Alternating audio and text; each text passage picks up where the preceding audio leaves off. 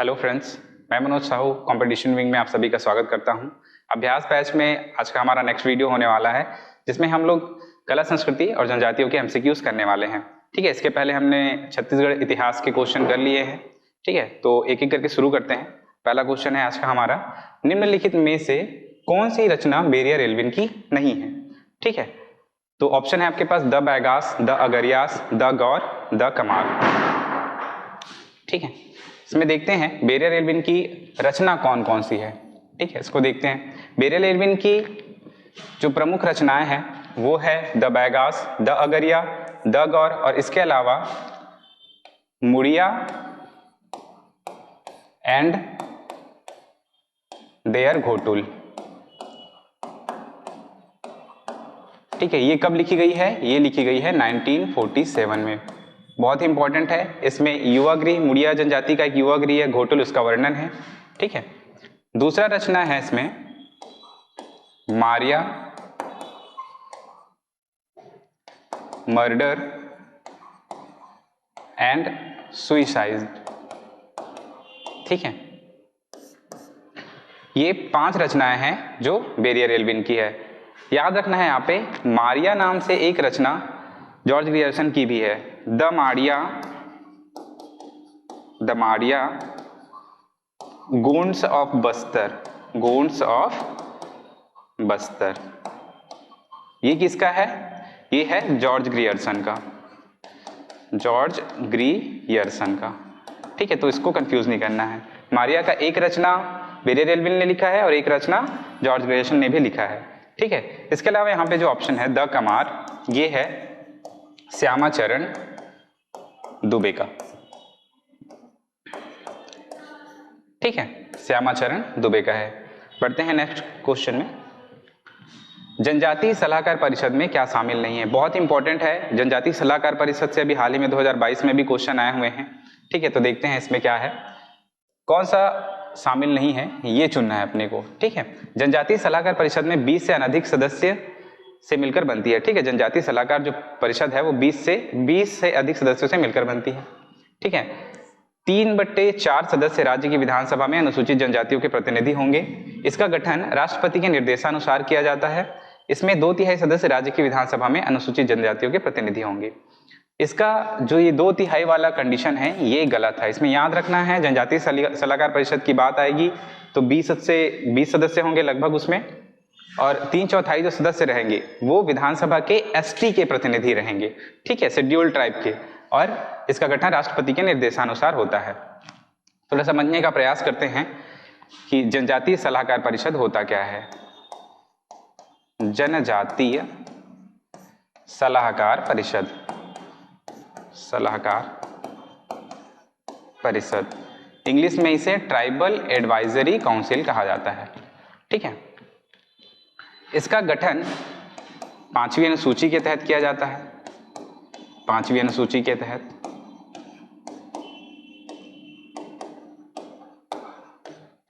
ठीक है, ये याद रखना है, हमें 5वीं अनुसूची के तहत किया जाता है।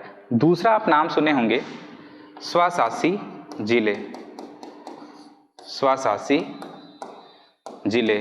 इसका गठन होता है 6वीं अनुसूची के तहत, 6वीं अनुसूची के तहत। ठीक है, स्वशासी जिले। 6वीं अनुसूची में 4 राज्य हैं जो 6वीं अनुसूची में जनजातीय क्षेत्रों के प्रशासन के बारे में उपबंध करते हैं, असम, मेघालय, मिजोरम और त्रिपुरा। ठीक है, उन्हीं राज्यों में ये स्वशासी जिलों का गठन होता है। किसके तहत? 6वीं अनुसूची के तहत। ये याद रखना है अपने को। जनजातीय सलाहकार परिषद में अगर देखेंगे तो ये जनजातीय सलाहकार परिषद छत्तीसगढ़ में भी बनाए जाते हैं। 5वीं अनुसूची के तहत 10 अनुसूचित क्षेत्र है जहां पर ये जनजातीय सलाहकार परिषद बनाए जाते हैं, उसमें से छत्तीसगढ़ भी एक है। ठीक है, तो ये हमें याद रखना है क्योंकि छत्तीसगढ़ भी 5वीं अनुसूची में शामिल होता है। ठीक है, बढ़ते हैं नेक्स्ट क्वेश्चन में। अगला क्वेश्चन है, छत्तीसगढ़ राज्य कौन सी अनुसूची में शामिल है? 5वीं अनुसूची, 6वीं अनुसूची। ठीक है, तो ऑप्शन है आपके पास केवल 1, केवल 2, 1 और 2 दोनों, ना तो 1 ना तो 2। ठीक है, मैंने अभी बताया कि 5वीं अनुसूची के तहत छत्तीसगढ़ शामिल होता है। ठीक है, 5वीं अनुसूची में क्या है? 5वीं अनुसूची उपबंध करता है अनुसूचित क्षेत्रों के प्रशासन के बारे में। ठीक है, थोड़ा सा समझने का प्रयास करते हैं 5वीं और 6वीं अनुसूची को। 5वीं अनुसूची और एक तरफ है 6वीं अनुसूची। ठीक है, ये अनुसूचित क्षेत्रों के प्रशासन के बारे में उपबंध करती है, अनुसूचित क्षेत्रों के प्रशासन के बारे में इसका उपबंध करती है, जबकि ये जनजातीय क्षेत्रों के प्रशासन का उपबंध करती है। जनजातीय क्षेत्रों के प्रशासन का उपबंध करती है, प्रशासन का उपबंध याद रखना है। दूसरा अगर देखें हम लोग तो कितने अनुसूचित क्षेत्र है भारत में, अनुसूचित राज्य कितने हैं, तो ये है 10। ठीक है, जबकि 6वीं अनुसूची के तहत 4 राज्य आते हैं। ठीक है, असम, मेघालय, मिजोरम और त्रिपुरा। ठीक है, तो ये 4 राज्य इसमें आते हैं, इसके अंतर्गत 10 राज्य आते हैं और इसी में 10 राज्य में ही छत्तीसगढ़ शामिल है, ये हमें याद रखना है। ठीक है, जो क्वेश्चन पूछा जा रहा है कि कौन सी अनुसूची में शामिल है, तो याद रखना है कि 5वीं अनुसूची में शामिल है छत्तीसगढ़। गढ़वा कला में क्या शामिल है? ठीक है, पीतल, कांसा, लोहा, एल्यूमिनियम। गढ़वा कला मुख्य रूप से 2 धातुओं से मिलकर बनती है। ठीक है, ये धातु शिल्प का एक कला है, धातु शिल्प बनाने का। ठीक है, इसमें क्या क्या रहता है? कांसा रहता है सबसे इंपॉर्टेंट, प्लस पीतल रहता है और ये मोम से बनता है। ठीक है, इसको जिस पद्धति से बनाया जाता है उसे कहा जाता है मोम क्षय पद्धति। मोम क्षय पद्धति। ठीक है, क्या कहा जाता है? मोम क्षय पद्धति। इसमें किसी भी प्रकार का कोई लोहा या एल्यूमिनियम इस प्रकार का कोई धातु नहीं रहता। इसमें याद रखना है अपने को पीतल और कांसा, ये दोनों ही हैं जिसमें शामिल रहते हैं गढ़वा कला में। गढ़वा कला के बारे में थोड़ा सा देख लेते हैं। गढ़वा कला धातु शिल्प का एक उदाहरण है ये। ठीक है, धातु शिल्प का एक कला है। इसका नाम केवल बस्तर क्षेत्र में इसे गढ़वा कहा जाता है। ठीक है, इसके 3 टाइप होते हैं। बस्तर में इसे गढ़वा कहा जाता है, गढ़वा कला। ठीक है, सरगुजा में जो इसे बनाती है उसे कौन सी जनजाति बनाती है? मलार जनजाति बनाती है। बस्तर क्षेत्र में जो गढ़वा कला का काम करती है वो गढ़वा जनजाति के लोग करते हैं, सरगुजा में मलार जनजाति के लोग करते हैं, ये हमें याद रखना है। ठीक है, इसके जो प्रमुख शिल्पकार की अगर बात करें तो मानिकचंद घड़वा, मानिकचंद घड़वा ये इंपॉर्टेंट है, जयदेव बघेल, ठीक है, पदुम, सुखचंद। ठीक है, इनके नाम आपको याद रखने हैं। घड़वा कला में ये प्रमुख शिल्पकार है, मानिकचंद घड़वा, जयदेव बघेल, पदुम और सुखचंद। ठीक है, ये हमें यहां से याद रखना है। अगला क्वेश्चन देखते हैं। पंडित विष्णु दिगंबर पुरस्कार शैली के वादक एवं गायक कौन थे? ठीक है, लोचन प्रसाद पांडे, पद्मलाल पुन्नालाल बख्शी, बुद्धादित्य मुखर्जी, पंडित पचकौड़ प्रसाद पांडे। इसका आंसर है पंडित पचकौड़ प्रसाद पांडे। ठीक है, बहुत ही इंपॉर्टेंट है ये पचकौड़ प्रसाद पांडे। सबसे इंपॉर्टेंट चीज ये है, इनको बाजा मास्टर की उपाधि प्राप्त है। बाजा मास्टर की उपाधि किसने दिया है? ठाकुर छेदीलाल जी ने दिया है इसे बाजा मास्टर की उपाधि। ठीक है, मुख्यतः क्या बजाते थे ये?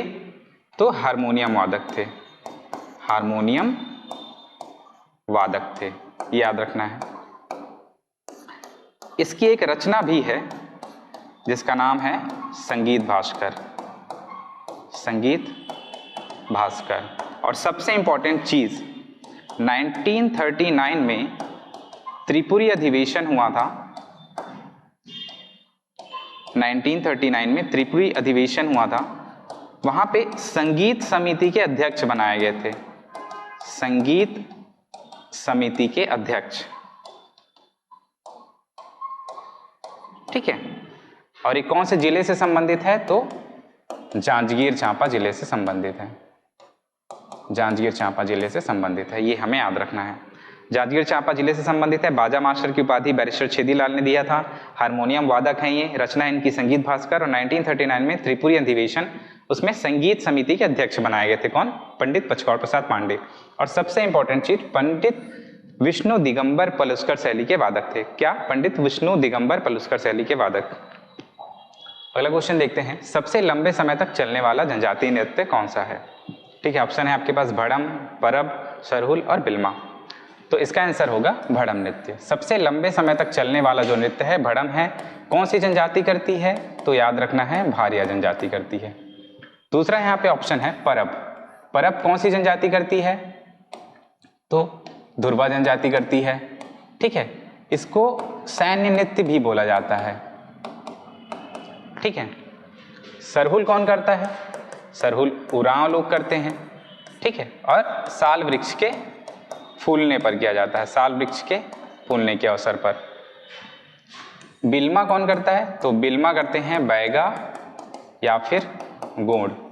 कब किया जाता है इसे? तो विजयादशमी के अवसर पर, विजयादशमी के अवसर पर।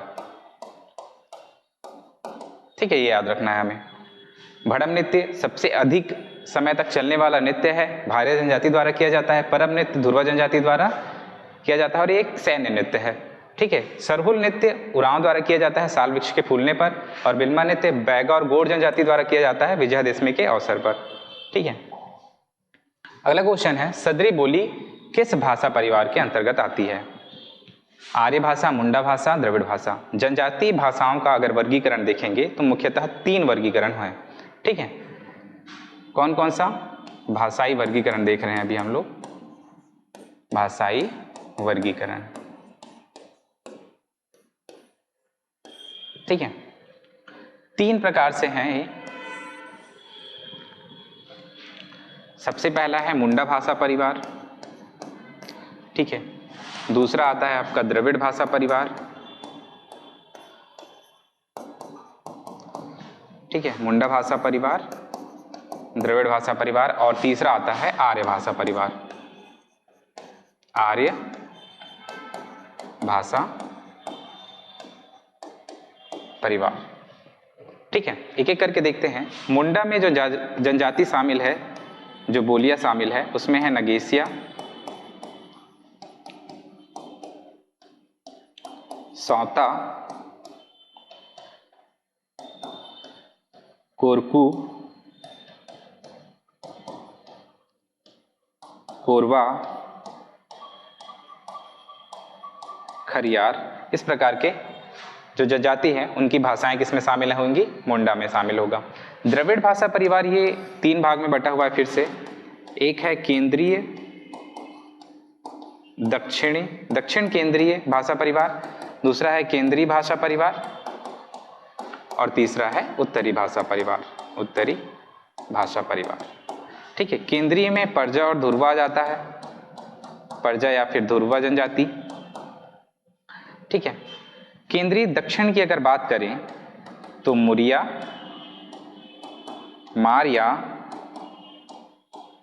दोरला, मतलब दोरली जनजाति, ये सुकमा में दुरली बोली बोली जाती है सुकमा में। ठीक है, और अबूझमाड़िया, ये किस में आ जाएगा? दक्षिण केंद्रीय में। उत्तरी भाषा परिवार की अगर बात करें हम लोग तो इसमें आ जाता है कुड़ुक। किसके द्वारा बोली जाती है कुड़ुक? उरांव के द्वारा बोली जाती है। ठीक है, तो ये हमें यहां से याद रखना है। आर्य भाषा परिवार भी 3 प्रकार से बटा हुआ है, अर्धमागधी,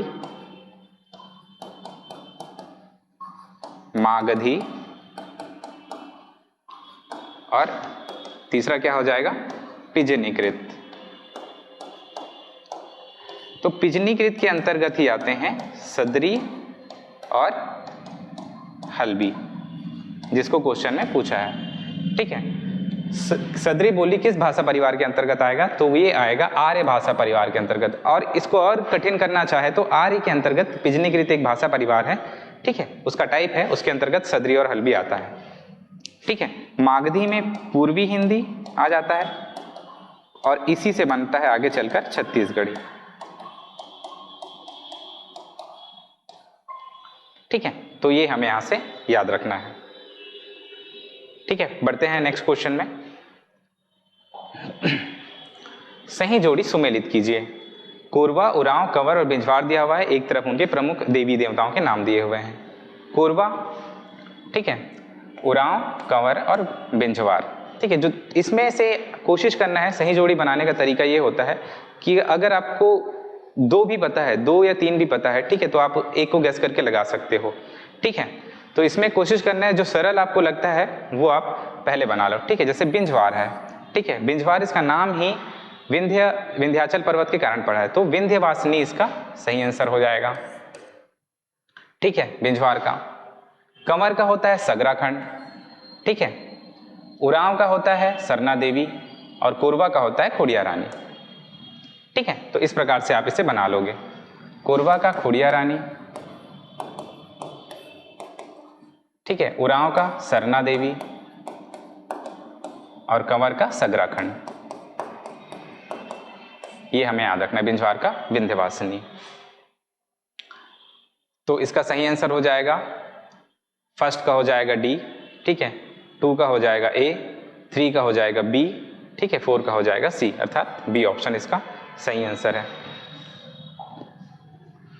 भरौतिया, नरोतिया, रामभैना, दुधौना किस जनजाति की उपजातियां हैं? इस प्रकार का एक क्वेश्चन बनता है उपजातियों से रिलेटेड, तो देखते हैं। इसका आंसर होगा बैगा, ठीक है। भरौतिया, नरोतिया, रामभैना, दुधौना, राई, कोंडवन, इस टाइप का इसकी जनजाति का नाम, उपजाति का नाम है। गोंड की अगर बात करें तो गोंड की उपजाति है दोरला, मुरिया, माड़िया, अबूझ माड़िया। अभी भी जो मैं बता रहा हूं यहाँ पे जो उपजाति बता रहा हूं वो प्रमुख है, ठीक है। इसके अलावा भी गोंड की बहुत सारी उपजातियां हैं, ठीक है। सबसे ज्यादा उपजाति जो है गोंड की ही है। अबूझ माड़िया भी गोंड की ही एक उपजाति है, ठीक है। तो ये हमें यहां से याद रखना है। अगला क्वेश्चन है, निम्नलिखित में से किस जनजाति में तुम्बा या लौकी का विशेष महत्व है? ये है अबूझ माड़िया जनजाति। अबूझ माड़िया जनजाति में एक किंवदंती प्रचलित है कि जब जल प्रलय हुआ था तो अबूझ माड़िया जनजाति के लोग तुम्बा, जो कि एक लौकी होता है, उसी के सहारे अपना जीवन बचाए थे, ठीक है। इसीलिए उनके जीवन में इनका विशेष महत्व होता है तुम्बा का। तो इसका आंसर हो जाएगा अबूझ माड़िया। तो इसको मैंने काफी डिटेल में पढ़ाया हुआ है, अगर आप वीडियो देखेंगे तो। अबूझ माड़िया जनजाति, बैगा, बिरहोर, कमार, पंडो, भुजिया, ठीक है, सभी जनजातियों को मैंने एक एक करके समझाया हुआ है, उसमें उसकी किंवदंतियां भी बताया है, ठीक है। तो वीडियो जाके आप देख सकते हो, वहाँ पे किंवदंतियों से भी कई बार प्रश्न बनते हैं, ठीक है, जैसे ये क्वेश्चन बना हुआ है। इसके अलावा एक क्वेश्चन आता है, उड़द दाल का विशेष महत्व किस जनजाति में है? उड़द दाल का विशेष महत्व है अगरिया जनजाति में, उड़द दाल का, ठीक है, विशेष महत्व अगरिया जनजाति में है। तो इस प्रकार के क्वेश्चन कभी कभी फ्रेम होते हैं, ठीक है। तो जब भी आप इस प्रकार के क्वेश्चन अटेम्प्ट करते हो जो सब लोग नहीं बना पाते हैं, तो आप लोगों को एक एक्स्ट्रा दिलाता है, ठीक है, जो आप लोगों को आगे करता है एग्जाम में। नर्मदा सोन साय का संबंध किस जिले से है? राजनांदगांव, कांकेर, बस्तर, ये रायपुर है, इसको करेक्ट कर लीजिएगा, ठीक है। तो नर्मदा सोन साय का संबंध रायपुर जिले से है, ये इसका सही आंसर है, करेक्ट आंसर। नर्मदा सोन साय किससे संबंधित है? तो जनजातीय चित्रकार है ये, ठीक है, जनजातीय चित्रकार है नर्मदा सोन साय। इसके अलावा ये तो हो गए नर्मदा सोन साय, इसके अलावा दूसरा जो नाम आता है वो आता है आनंद सिंह श्याम, आनंद सिंह श्याम, एवं इनकी पत्नी है, इनकी पत्नी कलावती, ठीक है। दूसरा अगला जो नाम आता है वो है जनगण सिंह श्याम, जनगण सिंह श्याम, ठीक है। और एक नाम आता है बेलगूर मंडावी, बेलगूर मंडावी, ये नारायणपुर जिले से संबंधित है। याद रखना है कि ये दोनों जो चित्रकार है वो गोंडी चित्रकार है, गोंडी चित्रकार है, ठीक है। तो जनजातीय चित्रकार में 4 नाम आप लोग को हमेशा याद रखना है। नर्मदा सोन साय इसको एग्जाम में पूछा जा चुका है कि कौन से जिले से संबंधित है, तो रायपुर जिले से। बेलगूर मंडावी नारायणपुर जिले से, ठीक है। आनंद सिंह श्याम, कलावती और जनगण सिंह श्याम, ये कुछ 5 नाम हैं जो आप लोग को याद रखने चाहिए, ठीक है। केपी मंडल बस्तर का संबंध, जो बस्तर से हैं केपी मंडल, उनका संबंध कौन सी कला से है? ठीक है। इनका संबंध है काष्ठ कला से, ठीक है। लकड़ी से ये विभिन्न विभिन्न प्रकार की आकृतियां बनाते थे, ठीक है। केपी मंडल, इसको याद रखना है।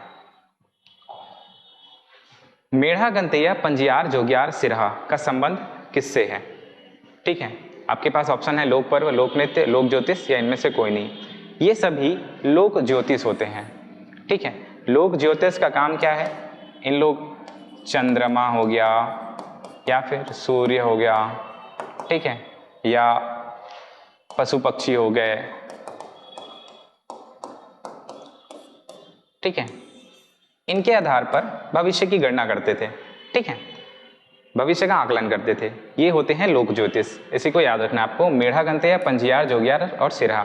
और ये कौन से क्षेत्र में थे, तो ये बस्तर क्षेत्र में, ठीक है। बस्तर क्षेत्र में जो लोक ज्योतिष है उनका 4 प्रकार से वर्गीकरण हुआ है, मेढ़ा गंतैया पंजियार जोगियार और सिरहा। अगला क्वेश्चन देखते हैं, निम्नलिखित में से कौन सा जनजातीय पर्व कृषि के दौरान किया जाता है। कृषि के दौरान अगर देखें तो मुख्य रूप से 3 त्योहार हैं जो किए जाते हैं, बीज बोनी, दूसरा है कोरा, ठीक है, और तीसरा है धेरसा। इसको याद रखना है हमें। कृषि के दौरान जो पर्व है वो है बीज बोनी, कोरा और धेरसा। ये तीनों जो है कोरवा जनजाति द्वारा किया जाता है, ठीक है। इसको बोलना नहीं है, आप लोगों को याद रखना है। पहला जो ऑप्शन दिया हुआ है सरहुल, ये उरांव द्वारा किया जाता है, उरांव जनजाति द्वारा, और ये साल वृक्ष के फूलने पर किया जाता है, साल वृक्ष के फूलने पर, ठीक है। और इसमें एक और किंवदंती है कि इसमें पृथ्वी एवं सूर्य का विवाह करवाया जाता है, ठीक है, सरहुल में ही। धनकुल कौन करता है, ठीक है, धनकुल बस्तर में प्रचलित है। धनकुल को मुख्यतः हल्बा जनजाति के लोग करते हैं, ठीक है, और हल्बी बोली में इसमें गीत भी गाया जाता है। धनकुल का सबसे विशेष चीज ये है कि इसमें घड़ा, सूप, धनुष एवं बांस की खपच्ची का प्रयोग किया जाता है, ठीक है। घड़ा, सूप, धनुष, बांस की खपच्ची। धनकुल पर्व भी है, गीत भी है, ठीक है। इसे जिस पर्व पे किया जाता है उसका नाम है तीजा जगार, ठीक है। तीजा के अवसर पर जो किया जाता है उसे तीजा जगार बोला जाता है। इसके अलावा लक्ष्मी जगार, ठीक है, आठे जगार, और एक है बाली जगार। तो ये कुछ अवसर हैं जिन पर धनकुल वाद्य यंत्र का प्रयोग किया जाता है, ठीक है, और ये पर्व मनाया जाता है, तो ये हमें याद रखना है। इसके अलावा आमा खाई, ठीक है, तो ये है आम वृक्ष में फूल लगने पर, ठीक है, फूल लगने पर ये किया जाता है। ये मुख्यतः गोंड जनजाति द्वारा किया जाता है, ठीक है, तो ये हमें याद रखना है। सरहुल के बारे में देख ली हम लोग, उरांव साल वृक्ष के फूलने पर पृथ्वी और सूर्य का विवाह किया जाता है। धनकुल के बारे में तो ये है कि बस्तर क्षेत्र में किया जाता है, ठीक है। विशेष ये है कि घड़ा, सूप, धनुष, बांस की खपच्ची का प्रयोग किया जाता है। इसके अलावा 4 अवसर होते हैं, जैसे तीजा हो गया, लक्ष्मी जगार हो गया, आठे जगार, बाली जगार, इस पर ये धनकुल गीत गाया जाता है, ठीक है। और आमाखाई जो आम वृक्ष के फूलने पर किया जाता है गोंड जनजाति द्वारा। निम्नलिखित को सुमेलित करना है। अगला क्वेश्चन है, सल्फी, माड़िया, ताड़ी, बैगा, हाड़िया, कोरवा, कोसमा, गोड़, ठीक है। तो इसमें सभी जो ऑप्शन है वो बिल्कुल सही है, ठीक है, डी ऑप्शन इसका करेक्ट है। सल्फी जो है, सल्फी वृक्ष से एक पेय पदार्थ निकाला जाता है जिसको माड़िया लोग उपयोग करते हैं, ठीक है। ताड़ी, बैगा लोग उपयोग करते हैं, ठीक है। ताड़ी भी ताड़ी वृक्ष और छिंद, ठीक है, ये ताड़ी और छिंद, ठीक है, दोनों का प्रयोग करके ये ताड़ी बनाया जाता है। हाड़िया जो है कोरवा द्वारा उपयोग किया जाता है, ये है चावल का बना होता है, ठीक है। कोसमा जो है, कोसमा बीज और बासी, ठीक है, इसका प्रयोग करके इन लोग बनाते हैं कोसमा बीज। कोसमा जो पेय पदार्थ है वो गोड़ द्वारा, ठीक है। तो ये हमें इतनी चीजें याद रखनी है। इसका आंसर क्या आ जाएगा, डी, सभी सही है। अगला क्वेश्चन देखते हैं, हबीब तनवीर से संबंधित असत्य कथन की पहचान कीजिए, ठीक है। पहला ऑप्शन है इनमें इन्होंने 1959 में हिंदुस्तान थिएटर की स्थापना दिल्ली में किया। 2002 में पद्म भूषण पुरस्कार से सम्मानित हुए। चरणदास चोर माटी की गाड़ी नामक नाटकों का मंचन किया और हबीब तनवीर को 1983 में पद्म पुरस्कार से सम्मानित किया गया। इसमें 3 कथन बिल्कुल सही हैं। 2002 में पद्म भूषण बिल्कुल सही है, चरणदास चोर माटी की गाड़ी ये भी सही है, हबीब तनवीर 1983 में पद्मश्री ये भी सही है। यहाँ पे जो लिखा हुआ है 1959 ये गलत है, ये होना चाहिए 1954। ठीक है, इसका आंसर ए हो जाएगा। 1954 में हिंदुस्तान थिएटर की स्थापना किया था इन्होंने। कहाँ किया था? तो दिल्ली में किया था। ठीक है, इसके अलावा 1959 में जो है इन्होंने नया थिएटर बनाया था। नया थिएटर कहाँ बनाया था? छत्तीसगढ़ी लोक कलाकारों के सहयोग से रायपुर में स्थापित किया था। ठीक है, कहाँ किया था? रायपुर में स्थापित किया था। हबीब तनवीर से संबंधित कुछ चीज़ें हम लोग देख लेते हैं, इंपॉर्टेंट है ये हबीब तनवीर के बारे में। सबसे इंपॉर्टेंट चीज़ ये है कि 1923 में जन्म हुआ था इनका। ठीक है, कहाँ हुआ था? रायपुर में। ठीक है, दूसरा ये है अलीगढ़ विश्वविद्यालय से इन्होंने ग्रेजुएशन पास किया था। अलीगढ़ विश्वविद्यालय से इन्होंने एमए की पढ़ाई की थी। ठीक है, तीसरा इंपॉर्टेंट चीज़ ये है कि इप्टा से संबंधित थे ये। इप्टा से संबंधित थे। इप्टा क्या था? भारतीय जन नाट्य संघ था ये। ठीक है, जो कि नेशनल लेवल पे बनाया गया था रंगमंच के लिए। ठीक है, इसके ये सदस्य थे। ठीक है, इससे जुड़े हुए थे, इससे संबंधित थे हबीब तनवीर। इसके अलावा जो भी इंपॉर्टेंट चीज़ें हैं यहाँ पे लिख दिया है। सबसे इंपॉर्टेंट चीज़ है पद्म भूषण जो 2002 में मिला है और पद्मश्री जो 1983 में इनको मिला था।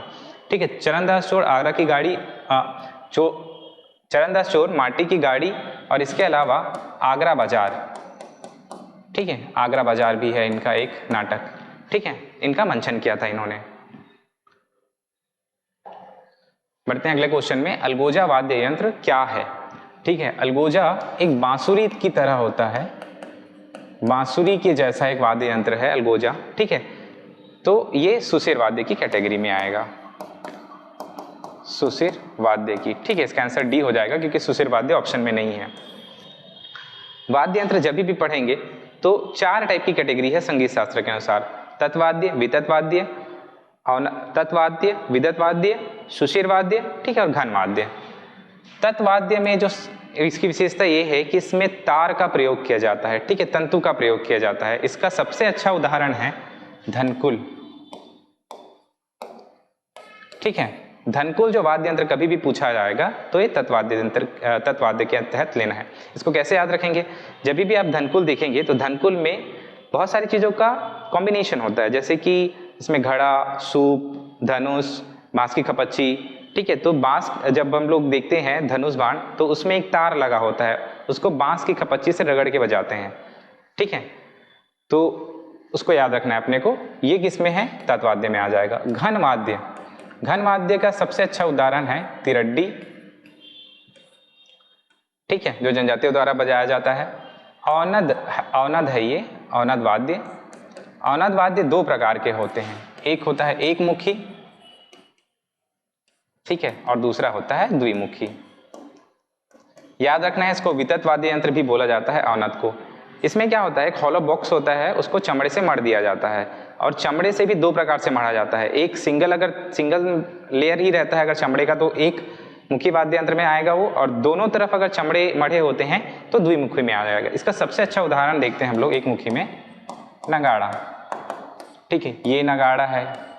ठीक है, इसमें एक ही तरफ ही है चमड़े का लेयर, एक मुखी, तो नगाड़ा इसमें आ जाएगा। द्विमुखी में तो बहुत सारे हैं, जैसे कि मांदर हो गया, बिरिया ढोल हो गया, या फिर रायगढ़ी हो गया जो दंतेश्वरी मंदिर में है। ठीक है, ये सब जो है द्विमुखी में आ जाएंगे। इसको, इसका जो संरचना है इस प्रकार होता है।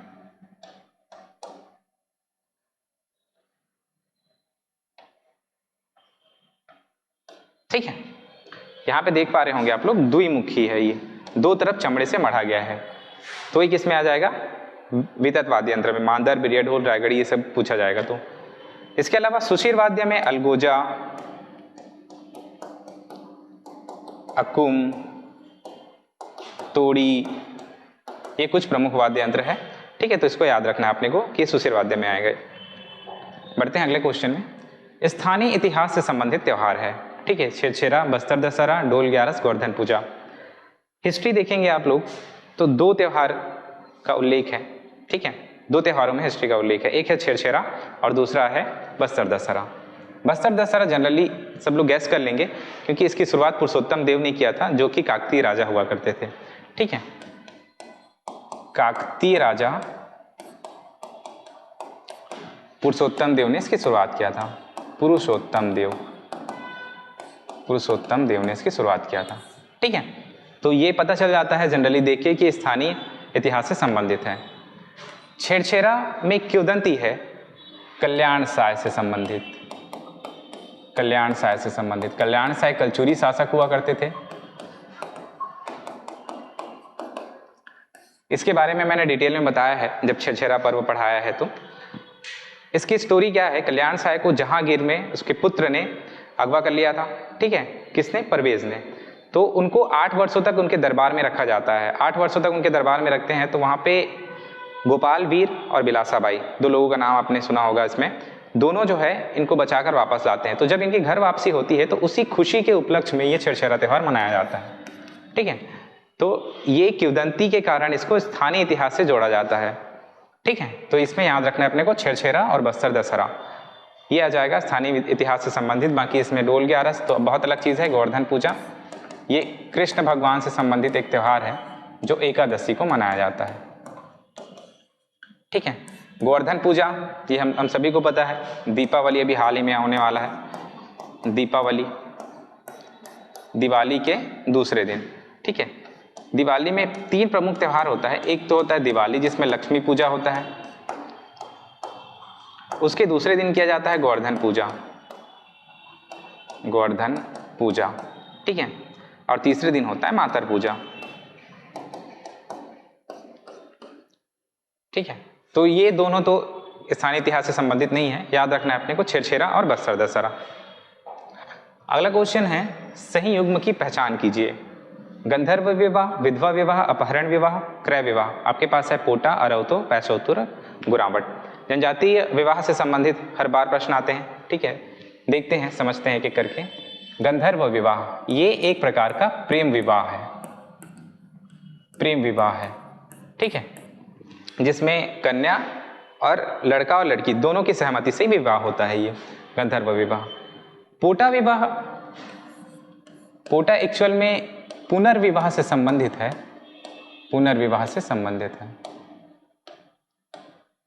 ठीक है।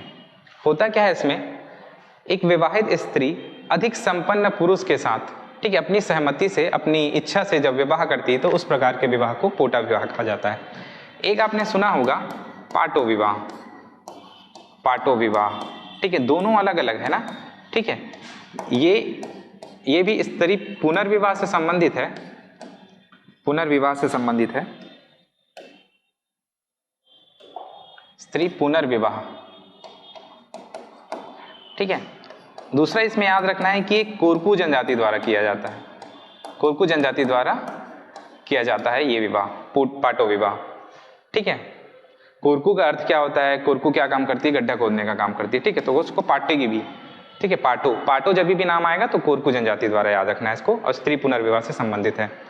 पोटा विवाह भी एक प्रकार का पुनर्विवाह है। इसमें इसका कंडीशन लेकिन अलग है। इसमें क्या होता है कि जो विवाहित स्त्री है, ठीक है, उसको ये छूट प्रदान रहती है कि किसी भी अधिक संपन्न व्यक्ति से विवाह कर सकती है। इस प्रकार के विवाह को पोटा विवाह कहा जाता है।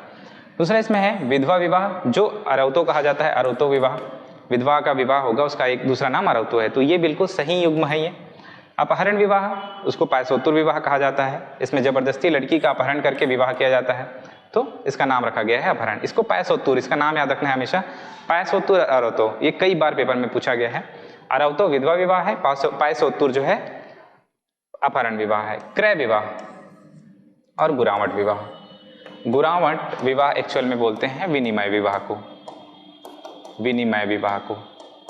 इसमें क्या होता है विनिमय विवाह या गुरावट विवाह में, इसमें अगर वर पक्ष वधु मूल्य चुकाने में असमर्थ रहती है तो वो क्या करते हैं, दोनों परिवार आपस में जो लड़की रहती है उसको एक्सचेंज कर देते हैं, मतलब एक परिवार की लड़की दूसरे के घर में आ जाती है और दूसरे के परिवार की लड़की पहले के घर में आ जाती है। इस प्रकार से दो लड़कियों का, मतलब दो परिवारों के लड़कियों का आपस में विवाह हो जाता है, ठीक है, दोनों के परिवार में। तो इसी कारण इसको विनिमय विवाह कहा जाता है। क्रय विवाह जो है इसको बोला जाता है पारिंग धन, पारिंग धन, ठीक है। क्रय में क्या होता है, एक निश्चित उपहार देकर, ठीक है, जैसे कि नाम में समझ में आ रहा है खरीदना, ठीक है, क्रय का मतलब खरीदना होता है। उसमें क्या होता है, एक निश्चित उपहार देकर लड़की से विवाह किया जाता है, ठीक है। इसका दूसरा नाम है बारिंग धन। तो ये हमें यहाँ से याद रखना है। तो इसके ये जो है ऑप्शन गलत है, युग्म सुमेलित नहीं है, ये दोनों युग्म सुमेलित नहीं है। विधवा विवाह, अरौतो, अपहरण विवाह, पैसोत्तुर, दोनों युग्म सुमेलित है, इसलिए इसका आंसर हो जाएगा बी। अगला देखते हैं क्वेश्चन, छत्तीसगढ़ में अनुसूचित जनजातियों की जनसंख्या को अवरोही क्रम में जमाइए। बहुत फेवरेट क्वेश्चन है ये। तो याद रखना है अपने को, गोंड, कंवर, उरांव और हल्बा, ये क्रम है। इसको आप ट्रिक भी बना सकते हो, गो क उ हा करके, ठीक है। कौहा एक पेड़ का नाम होता है ना, तो यहाँ पे उसी से बन जाएगा, गो कौहा, गो कौहा, ठीक है। गोड़, कंवर, उरांव, हल्बा। गोड़ की जनजाति है 42.98 लाख, ठीक है। कंवर की जनजाति है आपकी 8 लाख के आसपास, उरांव की जनजाति है 7 लाख के आसपास और हल्बा की जनजाति है 3 लाख, ठीक है। तो इसका क्रम क्या हो जाएगा, गोड़, कंवर, उरांव और हल्बा। गोड़, कंवर, उरांव और हल्बा, सी ऑप्शन इसका करेक्ट आंसर है, ठीक है। तो ये हमें याद रखना है। सर्वाधिक, छत्तीसगढ़ में सबसे अधिक पाई जाने वाली जनजाति गोड़ है, इसके अलावा भारत में भी सबसे अधिक जनजाति गोड़ ही है, ठीक है। 2011 की जनगणना के अनुसार छत्तीसगढ़ में अनुसूचित जनजाति में महिलाओं की संख्या कितनी है? इसको याद रखना है 39,49,711। कितना है? 39,49,711 महिलाओं की जनसंख्या। इसमें बहुत सारी चीजें पूछा जाता है। एक तो जनजातियों की ओवरऑल जनसंख्या भी पूछा जाता है, जनजातियों की ओवरऑल जनसंख्या, ठीक है, ये कितना है? तो याद रखना है 78,22,902। ये पूरा डेटा आप लोगों को याद रखना है, पूरा पूछा जाता है, ठीक है। इसमें फीमेल का कितना है? तो 39,49,711, ठीक है, 39,49,711। इसमें से माइनस कर देंगे तो पुरुषों का निकल जाएगा। वैसे पुरुषों का पूछा नहीं जाता है, फीमेल जनसंख्या और ओवरऑल जनसंख्या ये पूछा जाता है एग्जाम में, तो यहाँ से ये याद रखना है। इसके अलावा जनजातियों की साक्षरता भी बहुत इंपॉर्टेंट है। साक्षरता अगर पूछेगा तो ओवरऑल साक्षरता है 59%, 48.8% इसमें फीमेल की साक्षरता है, ठीक है, ये हमें याद रखना है यहाँ से। और 70% के आसपास ये मेल की, 69 to 70% ये मेल का साक्षरता है। तो सबसे इंपॉर्टेंट इसमें फीमेल की साक्षरता 48.8% और ओवरऑल साक्षरता है 59%, तो ये भी हमें याद रखना है यहाँ से। जनजातियों का मैंने डिटेल में बताया हुआ है, ठीक है, उसका जनसंख्या, जनगणना वगैरह, तो आप वीडियो देख सकते हो। अनुसूचित जनजाति समुदाय के कल्याण हेतु जनजाति उपयोजना ट्राइबल सब प्लान कब से लागू की गई है? ठीक है, तीसरी पंचवर्षीय, चौथी पंचवर्षीय, पांचवी पंचवर्षीय या फिर छठवीं पंचवर्षीय? इसका सही आंसर है पांचवी पंचवर्षीय में। ट्राइबल सब प्लान, ट्राइबल सब प्लान, ये कंसेप्ट आया था 1974 में, अर्थात 5th ईयर प्लान में, ठीक है, 1974 में ये कंसेप्ट आया था। इसका उद्देश्य क्या था? जनजातीय हितों की कानूनी एवं प्रशासनिक संरक्षण, ठीक है, जनजातीय हितों का कानूनी एवं प्रशासनिक संरक्षण करना, जनजातीय लोगों के हितों का कानूनी और प्रशासनिक संरक्षण करना, ये उसका मुख्य उद्देश्य है। इसके अलावा विभिन्न योजनाओं के माध्यम से उनके जीवन स्तर को ऊंचा करना, ये ट्राइबल सब प्लान का उद्देश्य है। अगर हम लोग देखें, जनजातीय उपयोजना के तहत हर वर्ष बजट में कुछ अलॉटमेंट किया जाता है, ठीक है, कुछ वित्तीय राशि निकाली जाती है और वो वित्तीय राशि इस वर्ष 33% है ट्राइबल के लिए, ठीक है, एसटी के लिए। कितना है? 33% बजट 2022-23 के अनुसार, ठीक है, ये भी याद रखना है आप लोगों को अगर आंकड़े पूछा जाता है। जनजाति उप योजना मद में जनजातियों के लिए कितनी वित्तीय राशि प्रदान की गई है? तो 33% की राशि इस बार दी गई है। ठीक है, तो याद रखना अपने को 1974 में ये आया था और ये इसको बजट अलॉटमेंट हो रहा है 1976 से, तो ये भी आप लोगों को याद रखना है। 1974 में ये कंसेप्ट आया, ये लागू हुआ पांचवी पंचवर्षीय योजना के तहत। 1976 में इसके आधार पर कुछ वित्त पोषण प्राप्त हुए अनुसूचित जनजाति को, और इस बार जो वित्त पोषण हुआ है वो 33% का हुआ है। अगला क्वेश्चन देखते हैं, लोकूर कमेटी का संबंध किससे है? अनुसूचित जाति से, अनुसूचित जनजाति से, अन्य पिछड़ा वर्ग से, ए और बी दोनों से। इसका सही आंसर है ए और बी दोनों। ठीक है, अनुसूचित जनजाति, अनुसूचित जाति, उसमें जो एक सूची होती है जिसमें कौन से समुदाय को अनुसूचित जाति और अनुसूचित जनजाति में शामिल करना है, इसके लिए एक परामर्शी निकाय का गठन किया गया था और वही परामर्शी निकाय लोकूर कमेटी कहलाया। ठीक है, याद रखना आपने को। ये किससे संबंधित है? अनुसूचित जाति और अनुसूचित जनजाति में जो सूची में शामिल होने वाले समुदाय है उसके लिए एक परामर्शी निकाय है। अगला क्वेश्चन है, पूना, जोरावर, धांगर, मसूरिया, जोरावर किस युवा गृह से संबंधित है? ठीक है, तो इसका सही आंसर है घुमकुरिया। ठीक है, क्या है? घुमकुरिया। उरांव का युवा गृह घुमकुरिया है, मुरिया का है घोटुल। एक एक करके देखते हैं। सबसे पहले देख लेते हैं घुमकुरिया के बारे में। घुमकुरिया किसका युवा गृह है? उरांव का युवा गृह है। ठीक है, इसमें जो लिखा हुआ है पूना, जोरावर, मसूरिया, जोरावर और धांगर। पूना जोरावर, दूसरा लिखा हुआ है मस्तूरिया जोरावर और तीसरा लिखा हुआ है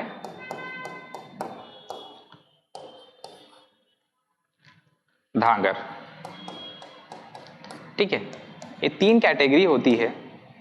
ये होती है पूना जोरावर जो होता है 13 वर्ष से कम आयु के लोग शामिल होते हैं इसमें 13 वर्ष से 18 वर्ष के बच्चे शामिल होंगे और इसमें 18 वर्ष से अधिक आयु के लोग शामिल होंगे। ठीक है, पूना जोरावर में 13 वर्ष से कम के बच्चे शामिल होंगे इसमें।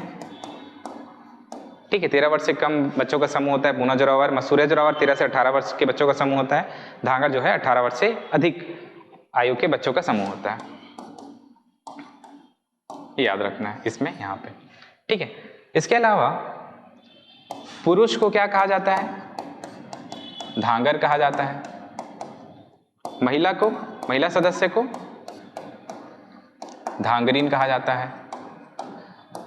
पुरुष में जो प्रधान होता है, पुरुषों में जो युवा गृह में प्रधान होता है उसको कहा जाता है धांगर महतो। धांगर महतो।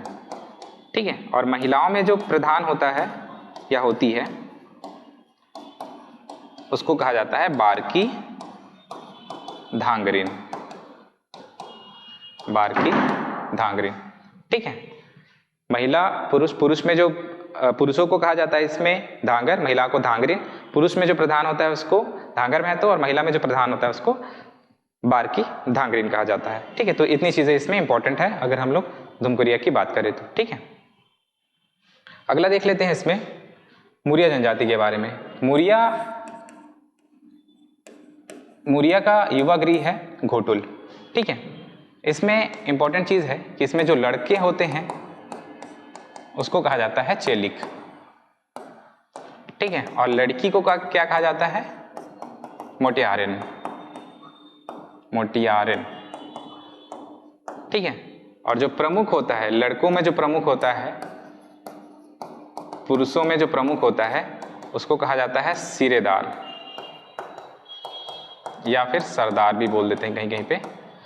और जो लड़कियों में प्रमुख होता है या स्त्रियों में जो प्रमुख होता है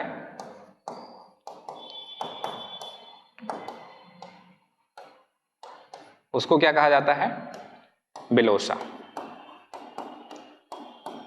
ठीक है, तो ये याद रखना है अपने को। घोटुल में किसका युवा गृह है? तो मुरिया जनजाति का युवा गृह है। इसके अलावा गीतियोना है बिरहोर का युवा गृह। रंगबंग है भुइयां का, भुइयां जनजाति का। और इसके अलावा दो और है जैसे कि घसरवासा।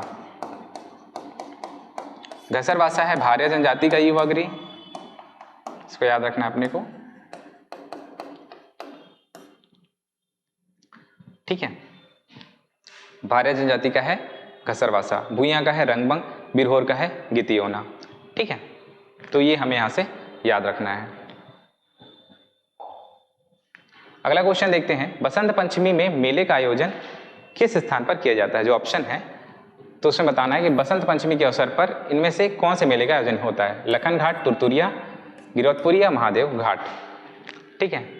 इसका जो आंसर है वो है गिरौदपुरी, बसंत पंचमी के अवसर पर किया जाता है, बसंत पंचमी के अवसर पर, ठीक है। बसंत पंचमी के अवसर पर एक और मेला किया जाता है, कुटी घाट का मेला, कुटी घाट का मेला, ठीक है। ये भी बसंत पंचमी के अवसर पर किया जाता है। इसके अलावा गिरौदपुरी के मेले में कहीं कहीं पे लिखा रहता है कि ये फागुन के माह में होता है, ठीक है। तो दोनों करेक्ट है, बसंत पंचमी भी करेक्ट है, फागुन भी करेक्ट है। लखन घाट का मेला ये होता है मकर संक्रांति पे, मकर संक्रांति के अवसर पर, ठीक है। तुरतुरिया होता है पौष पूर्णिमा में, पौष पूर्णिमा में कौन सा त्यौहार मनाया जाता है? तो छेरछेरा का त्यौहार मनाया जाता है, ठीक है। और महादेव घाट का जो मेला होता है वो होता है कार्तिक पूर्णिमा में, ठीक है। तो इस प्रकार आप लोगों को याद रखना है कौन कौन से माह में कौन कौन सा मेला होता है। इस प्रकार के क्वेश्चन बहुत फ्रेम होता है, तो इसको बिल्कुल प्रिपेयर कर लीजिएगा, ठीक है। आज के लिए बस इतना ही, मिलते हैं नेक्स्ट वीडियो में कला संस्कृति के अगले एमसीक्यूज में, ठीक है। अगला एमसीक्यूज लेकर उसमें हम लोग कला संस्कृति और जनजाति के कुछ क्वेश्चन रहने वाले हैं, तो उसको करेंगे, ठीक है। आशा करता हूं कि आप अच्छे से पढ़ रहे होंगे घर में, और इसका जो एमसीक्यूज जो अभी पढ़ा रहे हैं उसका पीडीएफ आप लोग को अवेलेबल हो जाता है टेलीग्राम चैनल में, ठीक है। तो टेलीग्राम चैनल अगर आपने ज्वाइन नहीं किया है तो ज्वाइन कर सकते हो, उसका पीडीएफ डल रहा है हर बार कंपटीशन विंग के टेलीग्राम चैनल में, कंपटीशन विंग इस नाम से टेलीग्राम चैनल है हमारा। यहाँ पे पीडीएफ अवेलेबल है, ठीक है। पीडीएफ फ्री अवेलेबल है, जितने भी एमसीक्यूज कराए जा रहे हैं यहाँ पे, जितने भी फैकल्टी द्वारा, उसके सभी के पीडीएफ एमसीक्यूज के यहाँ पे अवेलेबल है, उसको आप लोग रिवीजन करने के लिए भी कर सकते हो यूज, ठीक है। तो आज के लिए इतना ही, मिलते हैं नेक्स्ट वीडियो में, ठीक है। धन्यवाद।